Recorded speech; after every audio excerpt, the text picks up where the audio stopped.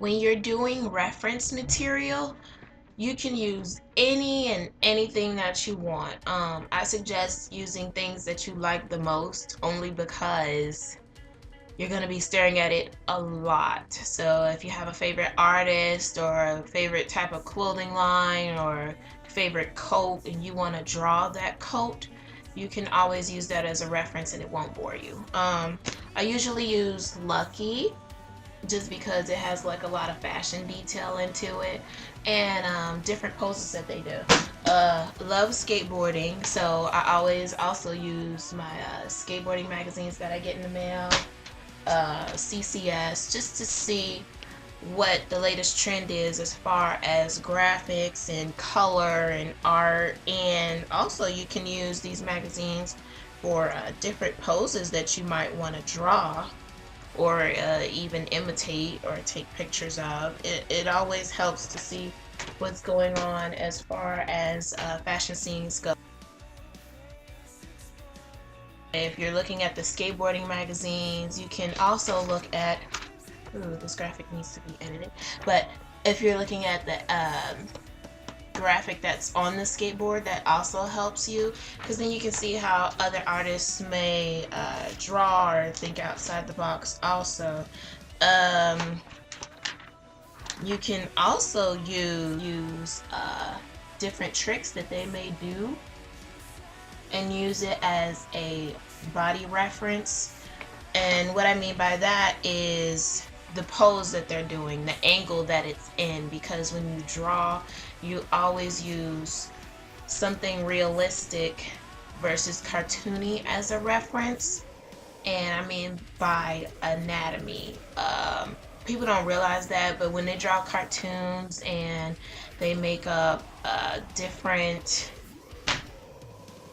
poses, they're basing it off the basics of anatomy, but that's in a later lesson that I'll get to. But if you feel like using that as a reference, you can. Used as a sketch reference for my Supergirl pick that I'm working on, and the outfit's pretty much the same, but I just added more detail as I started to go along. But yeah, always keep your reference material, your sketch material beforehand, and always sketch something out that you might think is a cool angle or a cool picture before you try to make it into something final with ink or a colored pencil, just because it's a whole lot easier and you save yourself a whole lot of paper and time before doing it. But yeah, always sketch before you try to make a final. It always helps. It's always the best.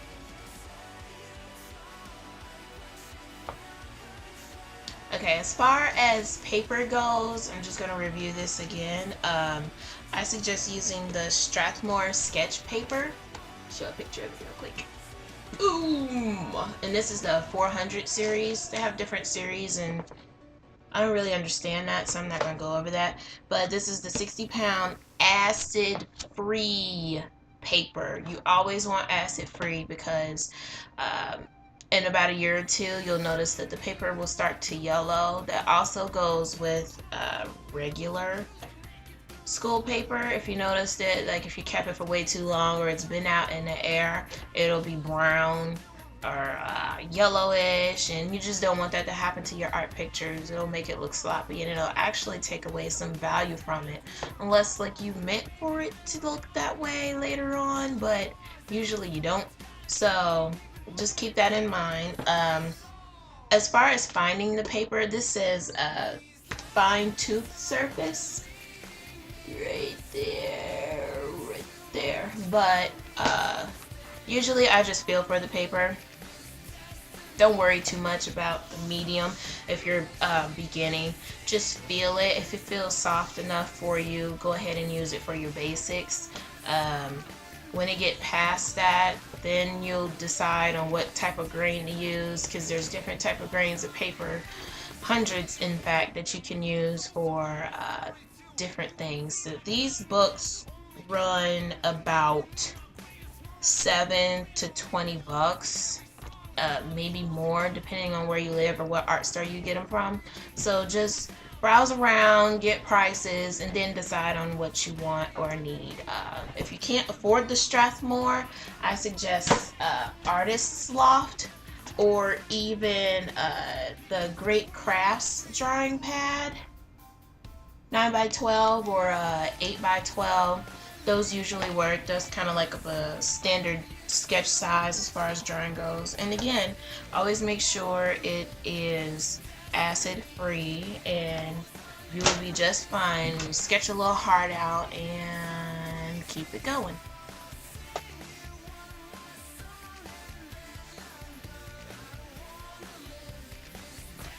Okay, for the colored pencil section, I really recommend Prismacolor.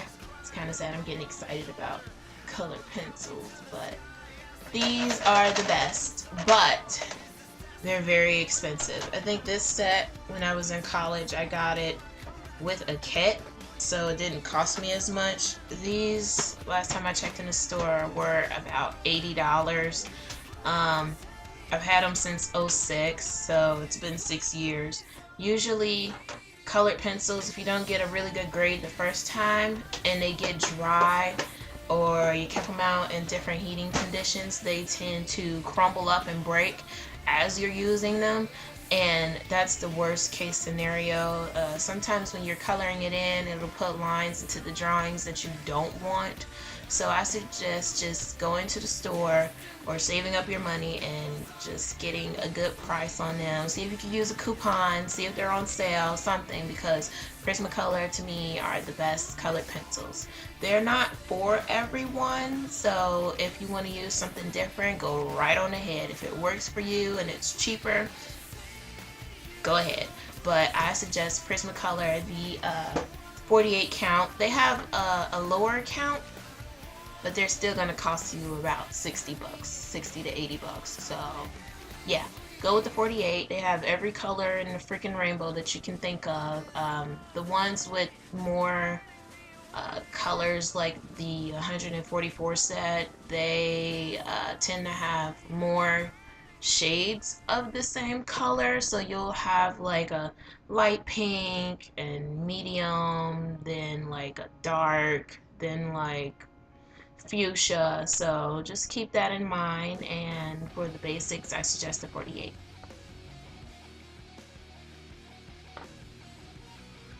Okay, now the next material that I'm gonna show you is a little strange.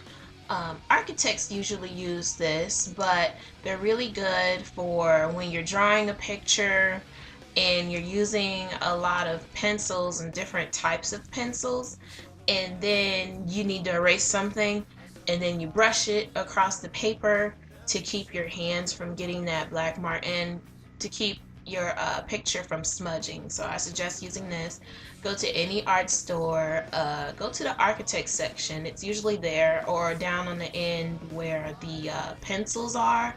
But this is really good for not smudging anything. They also sell gloves for animators. You can look them up online or Google them. They are white or sometimes black, and they use those to prevent smudging. But some of them are really expensive. I've tried to do that with regular gloves and it does not work very well. So I suggest this. It's like maybe $7 at the most, but depending on where you live, it could be more.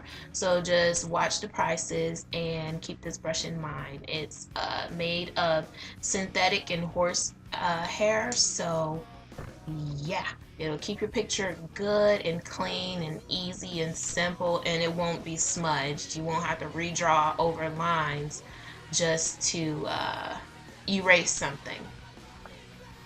Okay, for those who want a better eraser, I know I said before that you can use that architect brush. It really works, but if you're drawing something really light, or you just made like a really bad mistake, you don't want to use a regular eraser, because the deeper you have to erase, you'll get like a red mark on the paper, and then when you go to draw over that line or color over that line, it will show. I've done this plenty of times and it just messes up the picture, and you kind of have to start over in a sense.